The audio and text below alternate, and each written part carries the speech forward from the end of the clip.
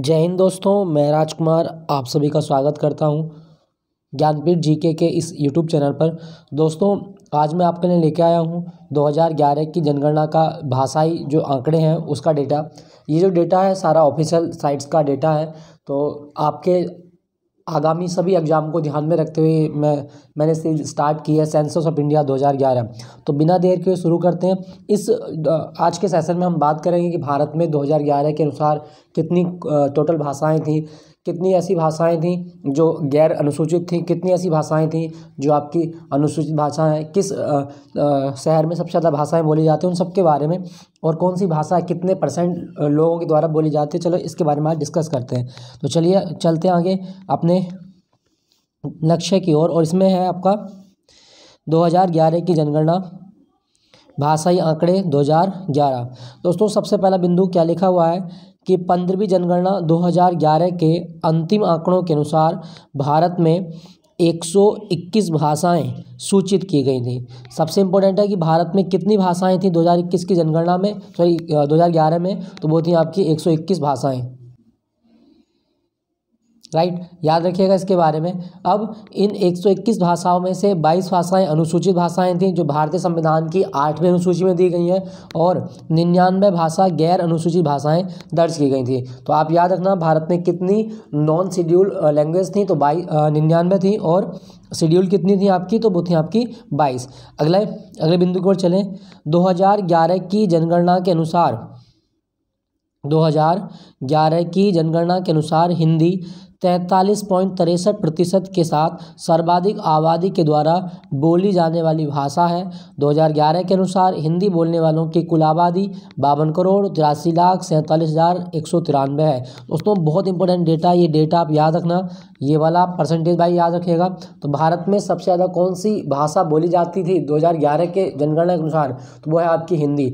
Number 1 पे हिंदी बोली जाती है। ठीक है दोस्तों, अन्य भाषाओं का जो विवरण है कि भारत में जो बोली जाने वाली अनुसूचित भाषाओं का विवरण है वो निम्नलिखित है। सबसे इम्पोर्टेंट, हिंदी पहले नंबर पे है 43.63%, इसके बोलने वालों की प्रतिशतता है।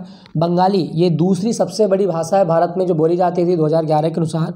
बंगाली के बाद में हम बात करें तो मराठी का स्थान आता है, मराठी तीसरी भाषा थी। तेलुगु 6.93% के साथ चौथी भाषा। तमिल 5वीं भाषा थी। गुजराती 6ठी भाषा। गुजराती के बाद 7वीं भाषा जो बनी वो थी आपकी उर्दू 4.34%। कन्नड़ भाषा ये 8वीं भाषा थी जो भारत में बोली जाती है, और उड़िया भाषा 3.20%, ये 9वीं भाषा थी जो सबसे ज़्यादा बोली जाती है। मलयालम भाषा की बात करें तो 2.97%, पंजाबी 2.83%। दोस्तों, हम बात करेंगे कि अगले बिंदु की बात करें तो 2011 के अनुसार भारत की सबसे कम बोली जाने वाली अनुसूचित भाषा संस्कृत भाषा है, और भारत में संस्कृत भाषा 0.01% आबादी के द्वारा बोली जाती है। अगर संख्या के रूप में बात करें तो संस्कृत बोलने वालों की आबादी 24,821 है, मतलब लगभग 25,000 कुल आबादी थी जो भारत में संस्कृत बोलती है। ये आप याद रखिएगा। ठीक है दोस्तों, इसमें अगला क्या है कि गैर अनुसूचित भाषाओं में सबसे अधिक बोली जाने वाली भाषा भीली या भिलोड़ी थी जो 1.04 करोड़ वक्ताओं के साथ राजस्थान में बोली जाती है। तो भारत में सबसे ज़्यादा बोली जाने वाली गैर अनुसूचित भाषा कौन सी है? भीली भाषा। दोस्तों, भील जनजाति के द्वारा ये भाषा बोली जाती है। अच्छा, भील के बाद किसका स्थान आता है? तो भीली के बाद गोंडी का स्थान आता है। गोंडी भाषा ये गोंड जनजाति के द्वारा बोली जाती है, और ये 29 लाख आबादी के द्वारा बोली जाती है। तो दोस्तों, एक ये था छोटा सा क्लिप्स वीडियो 2011 की जनगणना का भाषाई डेटा क्या है उसके आधार पे। दोस्तों, मैं आपसे कुछ क्वेश्चन पूछता हूँ और आंसर करें कमेंट में।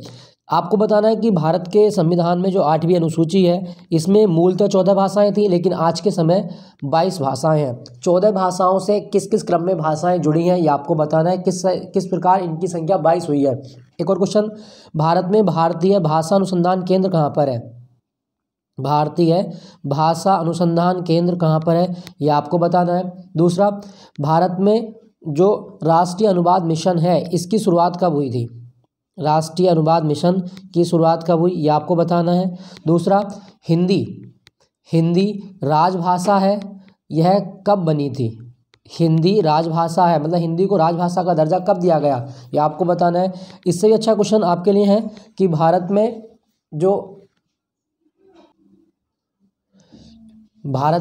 जो भाषाएं हैं जो राजभाषा समिति है हमारे संविधान की, राजभाषा समिति का उल्लेख कौन से अनुच्छेद में है?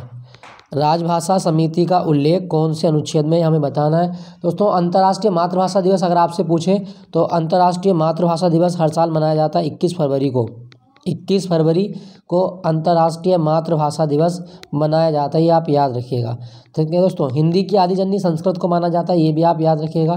तो ये था एक छोटा सा वीडियो। आई होप कि आपको अच्छा लगा होगा, और अच्छा लगे तो इसको लाइक ज़रूर कीजिएगा, चैनल को सब्सक्राइब करें और मेरे साथ बने रहिएगा। इस यूट्यूब चैनल पर जीके की बहुत बहुत अच्छी मॉक टेस्ट सीरीज़ हम लेके आएंगे।